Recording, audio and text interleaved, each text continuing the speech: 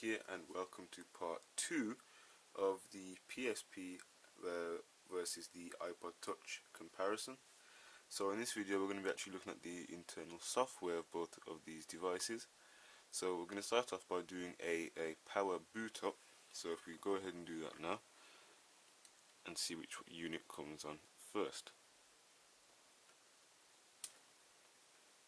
As you can see, PSP screen comes on,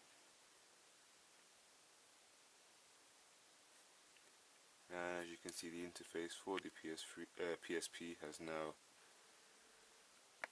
come on, and the iPod is still loading up. And there you go, both the devices are now on. So let's take a look at the PSP's interface first. So you basically have the cross media bar as soon as you boot up the device. So if you have just a quick look around, you have your settings, which is what you presented with first. But obviously this is just a general background or theme that I've used. This is the Windows 7 theme, which I downloaded and simply just installed.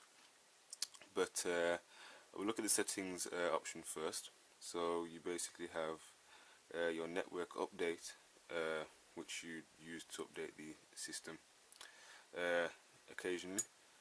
You have the USB connection, which needs to be enabled if you plan to sync anything to the PSP device. And as you can see, I'm using controls here. Nothing's touchscreen, everything use the control buttons that are supplied with the PSP.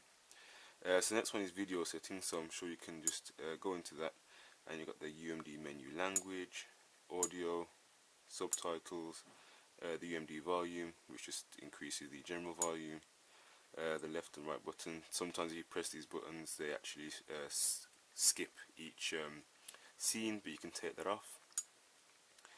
You have the sequential playback, which I'm not quite sure what that is, and the title display. So we go back, you have your photo settings, and that's basically just have your slideshow speed. System settings, which pretty much everything's covered here, your nickname, and if you go over to your battery information, for example, if you want to format, enable flash player, basic system information. Basically just got all that in the system settings. Theme, as this is where, well, this is for example where you'd find the default themes, but I have a downloaded theme. So if you want to change the color, for example, you basically have the options here. So they're all just listed there, and you can change the theme as well. Obviously I've got custom theme here, as you can see, the Windows 7 option, and the background. So you can just basically go into your photos and choose the appropriate background that you want to use. There you have your date and time, your power settings, sound settings, security settings, RSS channel settings, and the network, which is very useful. As for example, you have your infrastructure mode. They just want to that enable you to scan for wireless devices. You have your camera setting, which you need the actual camera external accessory. But if you just want to view your photo, you simply go into there, and all your photos are listed. And same with music, all your tracks will be listed there, and videos. This takes a while to open for some reason, are just listed there. And if you have games installed or saved utility, for example, that'll just be listed all down there, all your saved game files. Installed games will be listed in your memory card, and these are all my games that I've installed. So I've got quite a range of different games.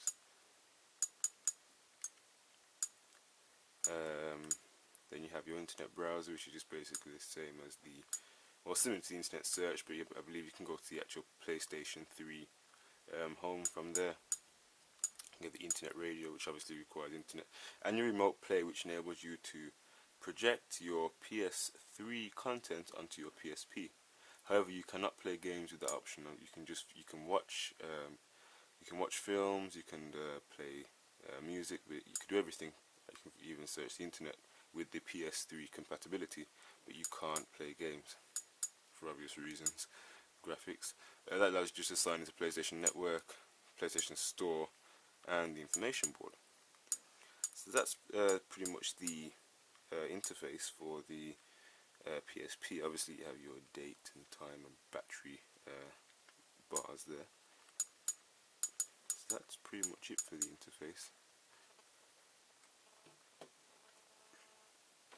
So if we take a look at the Ipod's interface, so to actually enable the interface you need to press the home button there, and what you have to do, you have to simply slide to unlock the screen. And you have, as you can see, it's a very different environment, very different atmosphere. Everything's laid out a lot differently.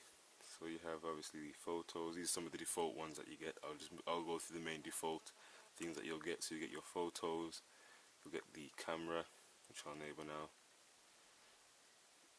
So there you go, you have your camera there, and it's 1080p display. And you also have your videos, FaceTime. This is just the built-in maps. Google Chrome, I installed that afterwards off the App Store. The weather, the passbook, notes, just enable you to make just general notes. You also have the reminders, so you can set yourself reminders if you want to be reminded of anything. The clock, which allows you to set different time zones, which I think is a very good feature. I will do a more in-depth review of the iPod. I'm just covering the surface here just for comparison reasons. But if you do want me to do an in-depth review of the iPod, I will definitely do that. And same for the PSP as well. And so you have the newsstand, which enables you to get download internet newspapers and use them there. You have iTunes, Game Center. This is just another app I installed. Safari. This comes with the iPod. It's normally put down here, but I've replaced it with Google. And you have your settings, which is pretty much similar to the PSP's. It's got a few extra settings such as airplay mode, your Wi-Fi is there. You have your Bluetooth, you do not disturb, general, sound, and basically everything here. You can change your brightness, and wallpaper is similar to the PSP. And you know, it's pretty similar to the PSP. It's just laid out differently. You have all your apps listed there as well. You enable you to update them, change the settings around, and things like that. And that is it. Oh, sorry, I forgot to mention you have your main tasks here and your taskbar here. So obviously I've got Google. I've got Google, Messenger, Mail, and Music. Which, if you just click on Music,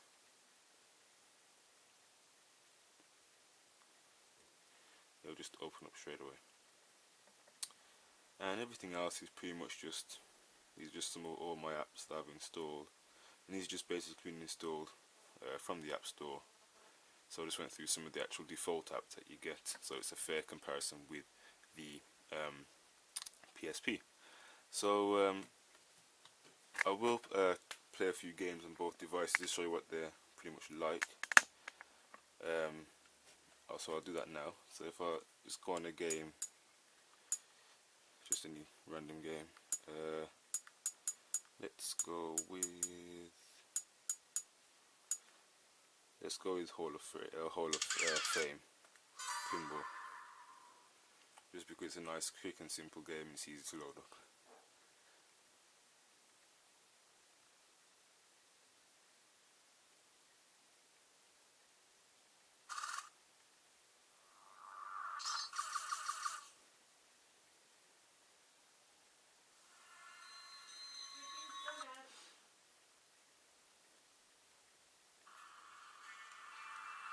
So if you just click to enter the arcade, we'll go with the pinball game Taxi. Turn the volume down slightly, and we'll play on the table.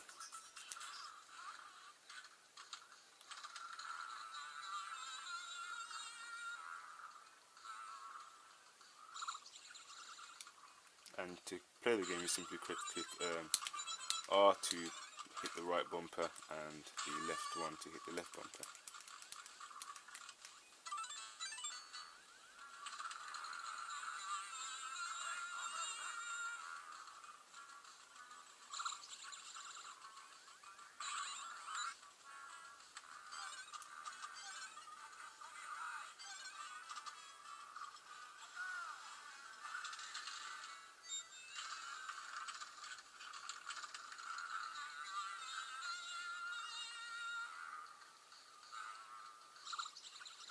So as you can see, it's a pretty easy game to play, as you have the common use of the buttons.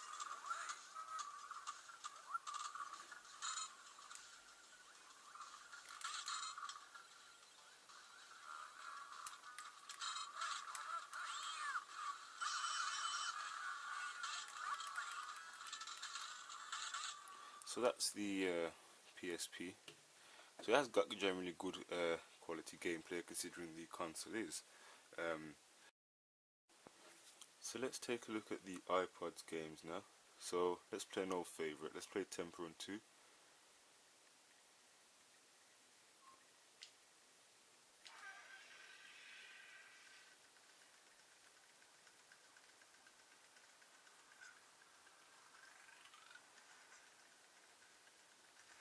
And the graphics are pretty good, considering this is not a primary game console, it's a multimedia device. So the graphics are pretty good.